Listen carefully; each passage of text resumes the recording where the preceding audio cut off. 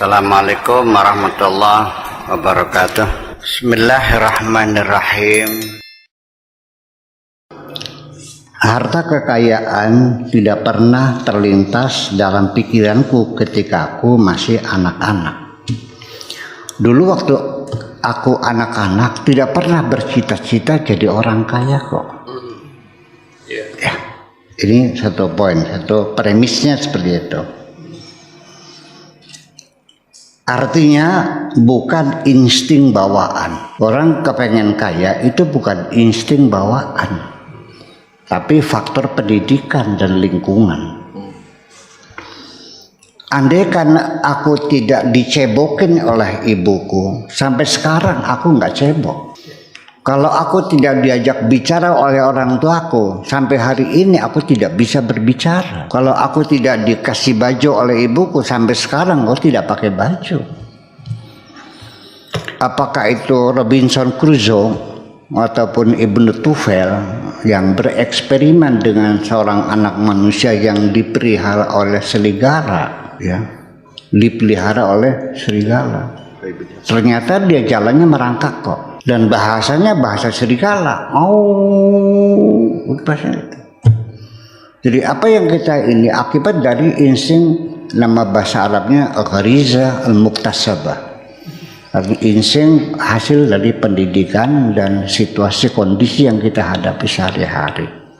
Itu bahwa bukan insting bawaan.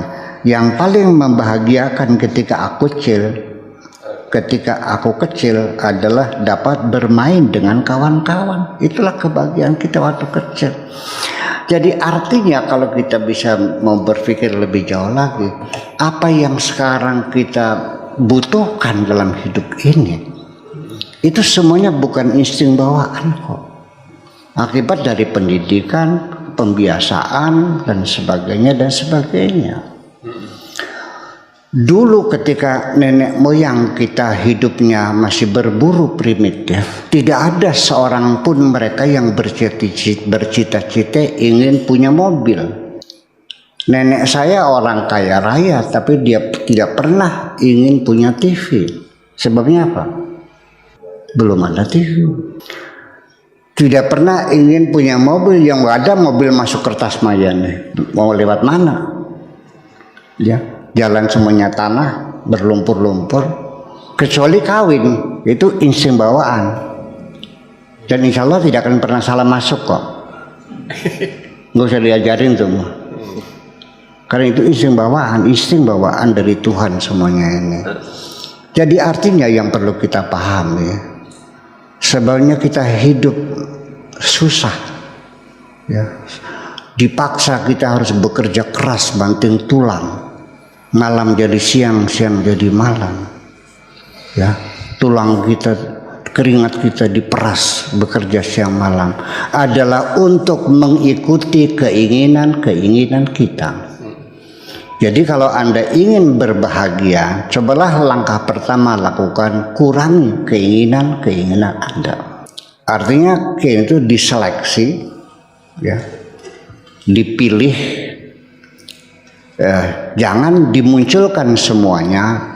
Kalau Anda keinginannya tidak dibatasi, seberapa banyaknya rezeki kamu, andaikan Kang Zidni gajinya sebulan 1 miliar, tapi semua keinginannya dimunculkan, saya pastikan Anda pasti tidak cukup dengan gaji 1 miliar.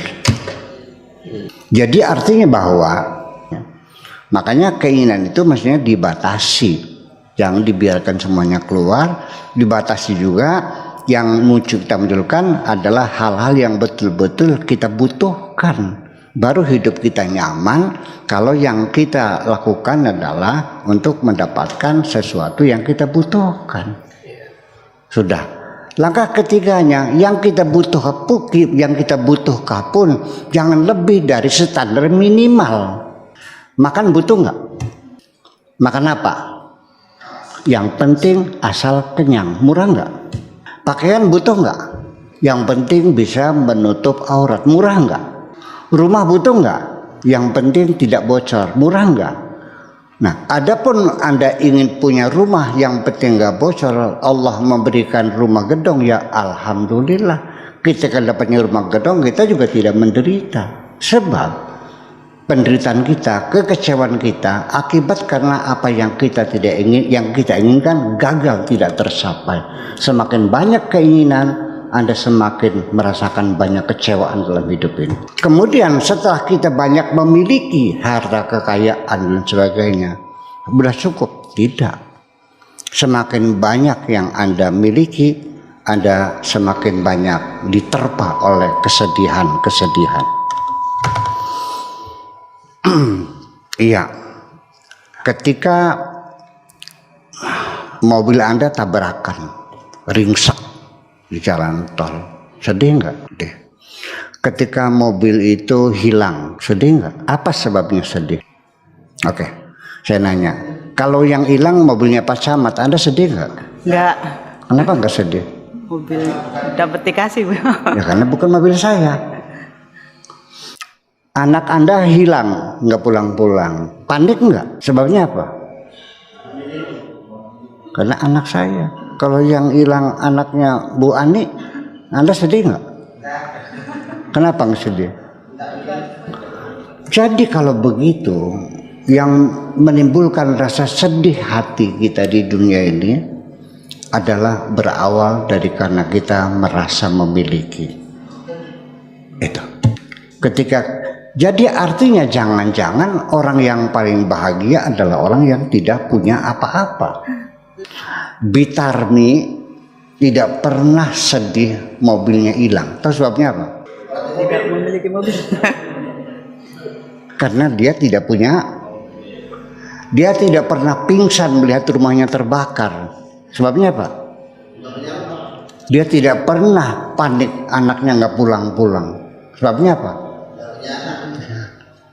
Jadi kalau begitu, yang paling bahagia di dunia adalah orang yang tidak punya apa-apa. Ini dikatakan tuba liman hudiya lil Islam wa kana aishuhu kafafan wa qanaatan. Betapa bahagianya orang yang hidup di dunia tidak punya apa-apa, karena dia tidak pernah bersedih hati.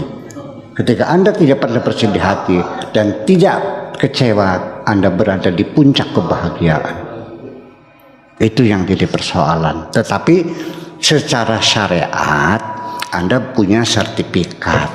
Sertifikat yang miliki itu bukan kepemilikan mutlak sesungguhnya. Itu hanya hak guna pakai. Apapun yang kau miliki adalah hak guna pakai sementara, fasilitas dari Tuhan. Di mana bukti itu hak pakai sementara? Dapat saya pastikan sejak sekarang bahwa apapun yang Anda miliki suatu ketika harus Anda lepaskan semuanya. Dan ketika Anda pulang kepada Tuhan, kain kafan yang akan menyelimuti tubuhmu, insya Allah tidak ada kantongnya kok. Semuanya ditinggal.